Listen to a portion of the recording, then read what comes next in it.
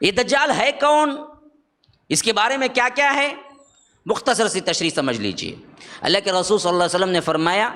نوح کے بعد کوئی نبی ایسا نہیں جس نے یہ دجال کے فتنے سے نہ ڈرایا ہو، لیکن میں جو بتا رہا ہوں نا وہ کسی نبی نے نہیں بتایا۔ یاد رکھو دجال کانا ہے اور تمہارا رب کانا نہیں ہے، یعنی ایک اس کی آنکھ مچھی ہوئی ہوگی، باوجود اس کے کہنے پہ بارش برسے گی، اس کے کہنے پہ مردے زندہ ہو کے اٹھیں گے، اس کے کہنے پہ زمین کے خزانے ساتھ چلیں گے، لیکن اس کے خدا نہیں ہونے کی دلیل، رب نہیں ہونے کی دلیل اسی کے پیشانی پہ لکھی ہوئی ہوگی۔ وہ نشانی اور وہ دلیل ہوگی اس کی آنکھ کو وہ ٹھیک نہیں کر سکے گا۔ حکم پہ کیا کر سکتا ہے، بارش برسائے گا، حکم دے گا تو مردے اٹھیں گے، حکم دے گا زمین کے خزانے چلیں گے، یہ سب پاور ایک طرف، یہ جادوئی پاور، یہ سحر، یہ کذاب، یہ دجال، لیکن رب کی اطاعت اور رب کے انڈر میں ہے،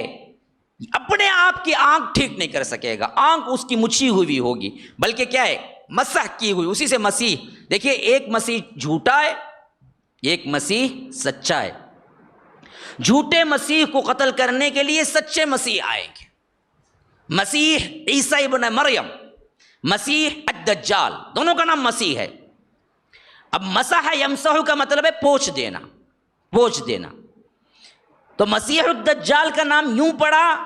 کہ اس کی ایک آنکھ پچھی ہوئی ہوگی، یعنی یوں کہ آنکھ دکھے گی ہی نہیں۔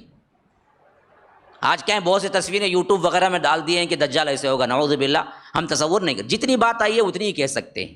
کہ اس کی ایک آنکھ پچھی ہوئی ہوگی۔ ہاں، اب اس کے کنڈیشن کیسے ہوگا وہ جب آئے گا تبھی معلوم ہوگا۔ لیکن حضرت عیسیٰ کو مسیح کہنے کی وجہ کیا ہے، انہوں نے اپنی زندگی میں کوئی گھر نہیں بنایا، اتنے تقوی والے تھے، اور دعوتی میدان میں چلتے چلتے چلتے چلتے ہی پوری زندگی گزار دی۔ تو چلنے والا مسح کرنے والے کے معنی میں آتا ہے کہ زمین ان کے لیے کیا ہے، پاؤں کے نیچے آتی گئی، اور انہوں نے اپنا ایک ٹھکانہ بنا کے کبھی زندگی گزاری ہی نہیں، اس وجہ سے ان کو کیا، مسح الارض کا معنی ہے چلنے والا۔ تو اس حیثیت سے وہ مسیح ہے، وہ سچے مسیح ہیں۔ یہ جھوٹا مسیح ہے جو کہ کیا ہے، اس کے بالکل درمیان دو آنکھوں کے کافر لکھا ہوا ہوگا، اور وہ کافر لکھا ہوا ہوگا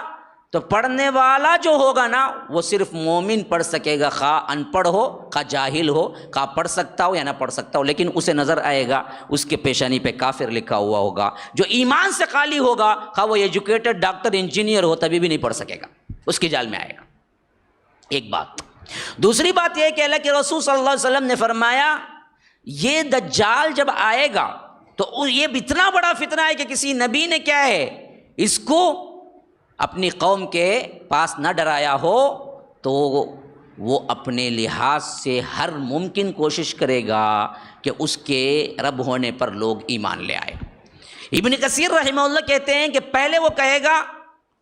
کہ میں نبی ہوں، پھر کہے گا میں رب ہوں، تو لوگ جو کہے گا وہ مانتے جائیں گے، اس وجہ سے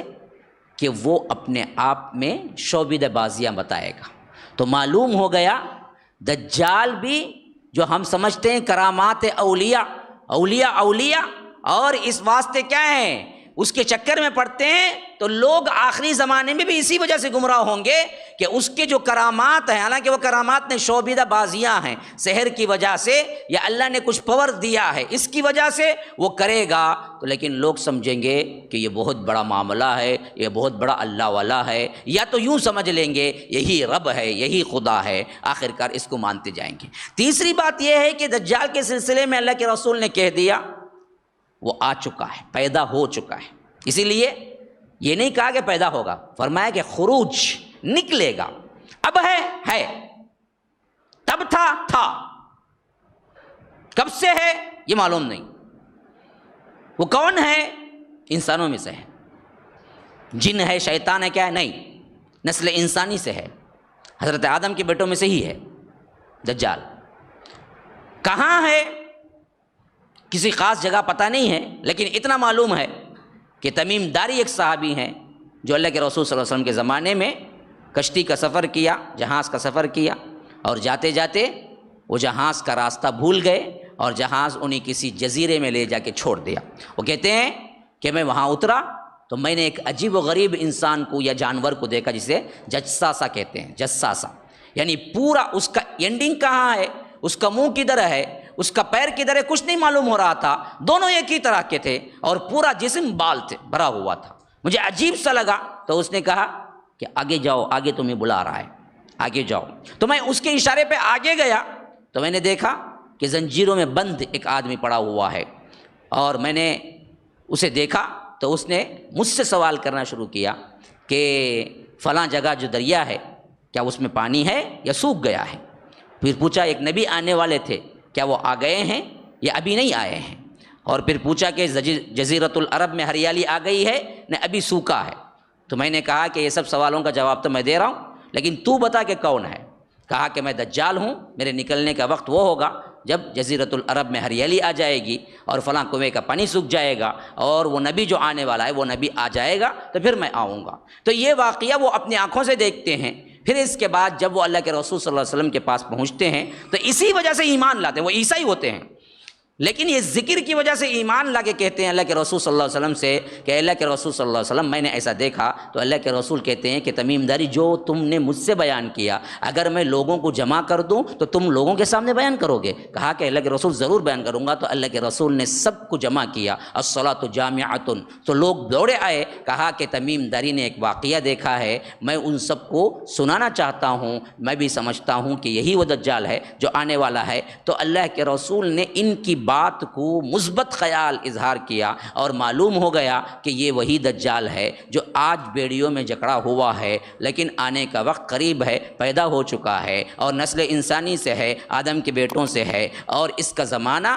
حضرت عیسیٰ کا زمانہ اور حضرت مہدی کے زمانہ ہے۔